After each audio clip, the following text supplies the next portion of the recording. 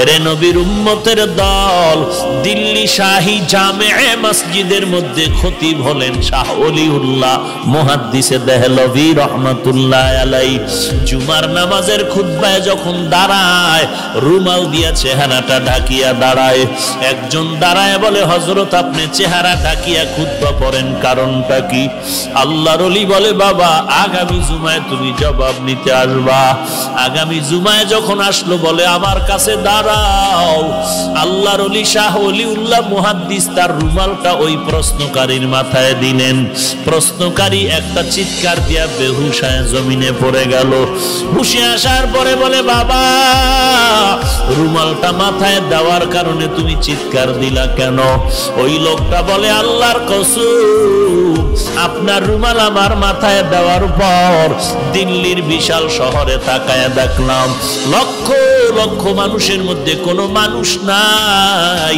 মাঝে মাঝে দুই একটা মানুষ দেখা যায়, আর বেশিরভাগ দেখা যায় কুকুর আর বানরের সুরতে। গর্ব সুরত আদমি ইনসাবুদে আহমদ ভু জাহলো হামেক সাবুদে আদমিরা আদমিয়ত লাজিমাস আউদেরা গরবুনা বাশুদ হি জামাত। গোটা দুনিয়াটা শাসন করেছেন দুইজন, শোষণ করেছে দুইজন। একজন শাসনকর্তা সুলাইমান পয়গম্বর, আর একজন শাসন করেছিলেন বাদশাহ জুলকারনাইন। ইন্তেকালের আগে বাদশাহ জুলকারনাইন বললেন, মরার পরে জানাজা পড়াইয়া কাফনের ভেতর থেকে হাত দুইটা বের করে এলাকায় ঘুরায় ঘুরায় কবরে নিয়ে যাওয়া। যখন এনা জানাজার পরে এমন করা হলো, দুনিয়াওয়ালারা কয়, দেখ দেখ, দুনিয়ার ক্ষমতা পাইয়াও লোভ এখনো সামলাইতে পারে না, মরার পর আরো চায় আরো চায়।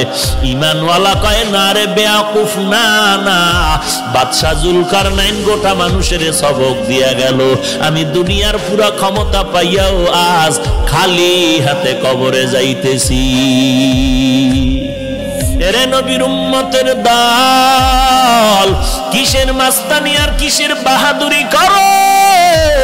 তোমার আপন ছেলে যার জন্য তোমার ঘাম নষ্ট করে কামাই রুজি করে বাড়ি গাড়ি করো, ওই ছেলেটা তোমার গুনার ভাগ নিবে না, ওই মেয়েটা তোমার গুনার ভাগ নিবে না, তোমার মা তোমার আপন গুনার ভাগ নিবে না।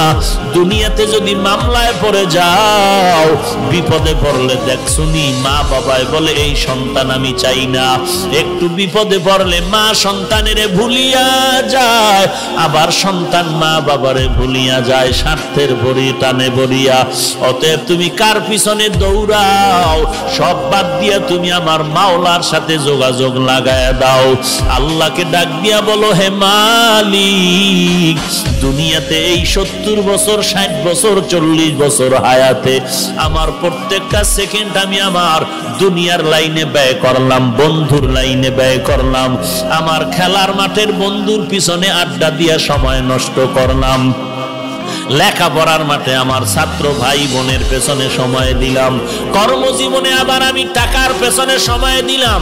আজান কানে আসছে, মসজিদে যাই নাই, আলেম ওলামার মাইকির বয়ান আসছে, বয়ানে যাই নাই, আল্লাহ ওয়ালারা ডাকছে আসো, মুয়াজ্জিন ডাকছে আসো, যাই নাই। ও আল্লাহ, সব জিন্দেগি বরবাদ করে ফেললাম। চোখ দুইটা বন্ধ করে তাকায় দেখি আমার আমল নামায় ভালো একটা নেক আমল নাই। ওরে বান্দা, আল্লাহ যদি জিজ্ঞাসা করে এমন একটা ওসিলা পেশ করো। আইয়ুব নবী এত বিছানায় অসুস্থ, সবাই পোকা পড়ার কারণে দুর্গন্ধে এলাকা ছাড়িয়ে সবাই চলে যায়। আইয়ুব নবী এখন কাঁদতেছে, আল্লাহ সবাই আমারে ছাড়িয়া যায়, তুমি আমারে ছাড়িয়া দিও না রে আল্লাহ। এই কান্নার মধ্যে তাকায় দেখে অনেক বিবি তার ছিল, কয়েকজন বিবি আইসা বলে আমাদের তালাক দেন, আমরাও চলে যাব।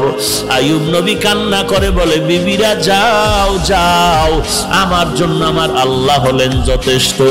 এইবার আইয়ুব নবী ভাঙ্গা দিল নিয়ে কান্না করে বলে, বলে ও মালিক, আমার আদরের আপন বিবিরা পর্যন্ত আমাকে ছাড়িয়া সবাই চলিয়া যাইতেছে, তুমি আমাকে ফালাইয়া দিও না, মেহেরবানি করে তুমি আমাকে কবুল করিয়া নিও।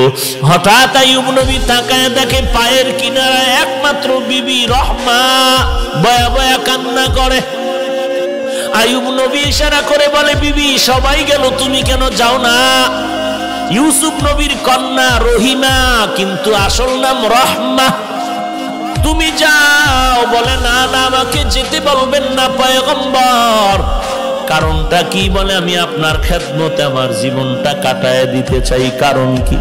বলে হাসরের ময়দান তো বড় কঠিন, একটা নেকের টানে মা বাবায় জাহান্নামে যাবে, ছেলে মেয়েরা জান্নাতে যাবে। একটা নেকের ব্যবধানে অনেক সময় ছাত্র জান্নাতে যাবে, ওস্তাদরা জাহান্নামে যাবে। একটা নেকের টানে বক্তা জাহান্নামে যাবে, শ্রোতারা জান্নাতে যাবে। একটা নেকের ব্যবধানে ইমাম সাহেব জাহান্নামে যাবে, মুক্তাদিরা জান্নাতে যাবে। একটা নেকের ব্যবধানে দেখা যাবে পীর সাহেব জাহান্নামে যায়, মুরিদেরা আমল করিয়া জান্নাতে যায়। এরে নবীর উম্মতের দল, রহমা নামের বিবি কান্না করে বলেন, ওই হাসরের ময়দান এমন একটা ভয়ঙ্কর ঘর, একটা জায়গা, সূর্য মাথার উপরে নেমে আসবে, সূর্যের তাপে জমিনটা তামা হয়ে যাবে। ওদিকে জাহান্নামের আওয়াজ, ওদিকে আমার আল্লাহ তাআলার কুদরতের আওয়াজ। ওয়ামতাজুল ইয়াউমা আইয়ুহাল মুজরিমুন, এরে গুনাহগারের দল, নেককারদের থেকে তোরা আলাদা হয়ে যা। জাহান্নাম চিৎকার দিয়ে বলবে, রে মালিক, গুনাহগারগুলো সব আমার পেটের মধ্যে দিয়া দাও রে আল্লাহ। সূর্যের তাপে মানুষের গুনাহগারের মাথার মগজগুলো টাস টাস করে ফেটে যাবে, পায়খানার রাস্তা দিয়া পেটের নারী বুড়িগুলো পড়িয়া যাইবে। এমন কান্নার আওয়াজ, জাহান্নামের আওয়াজে হাসরের ময়দানটা থরথর করে কাঁপা শুরু হয়ে যাবে। ওরে নবীরা পর্যন্ত কান্নার আওয়াজ, শুধুমাত্র তোমার আমার নবী সিজদায় পড়ে কাঁদবেন, আল্লাহ জাহান্নামের ফিরাও, আমার একটা উম্মত যেন জাহান্নামে না যায়। আমার একটা উম্মত জাহান্নামে গেলে আমি নবী জান্নাতে যাব না। আল্লাহ বলবেন, নবী আপনি কাঁদবেন না, আপনি চিনিয়া চিনিয়া বাছাই করে করে আপনার উম্মতের জান্নাতে নেওয়ার চেষ্টা করেন। এরে নবীর উম্মতের দল, আমার নবী উম্মতের কেমনে চিনবেন? আম্মা জান আয়েশা রাদিয়াল্লাহু আনহা বলেন, কোটি কোটি মানুষের মধ্যে উম্মতের চিনবেন কি করে? আল্লাহর নবী বলেন, হে আয়েশা, বড় গাভীর পাল, গরুর পাল, বকরির পাল, ওই বকরির পালের মধ্যে যদি কোন বকরির কপালে চাঁদের সাদা চিহ্ন থাকে, এটা চিনা কেমন কঠিন? বলে অনেক সহজ। বলে হাসরের কোটি কোটি মানুষের মধ্যে আমার যারা আসল উম্মত, ওযু বানাইয়া 5 বেলার নামাজ পড়বে, আমি নবী তাকায় দেখব ওযুর অঙ্গগুলো তাদের নূরের আলোতে ঝলমল ঝলমল করতে থাকবে। আমি নবী বাছাই করে করে জান্নাতের ময়দানে নিয়ে যাব। রহিমা কান্না করে বলে, পয়গম্বর, হাসরের দিন যদি আল্লাহ আমি রহিমাকে ডাকিয়া বলে, এমন কোন আমল নিয়ে আসছো নাকি যাতে করে তোমাকে মাফ করে দিব? ওই দিন যদি আমার কোন আমল না পাই, আমি আল্লাহর কাছে দাঁড়ায় বলবো, হে মালিক, আমি একজন তোমার আদরের নবীর স্ত্রী, তুমি আমাকে উসিলায় মাফ করে দাও। আমার আল্লাহ নবীর মহব্বতে আমি রহিমাকেও মাফ করে দিতে পারেন।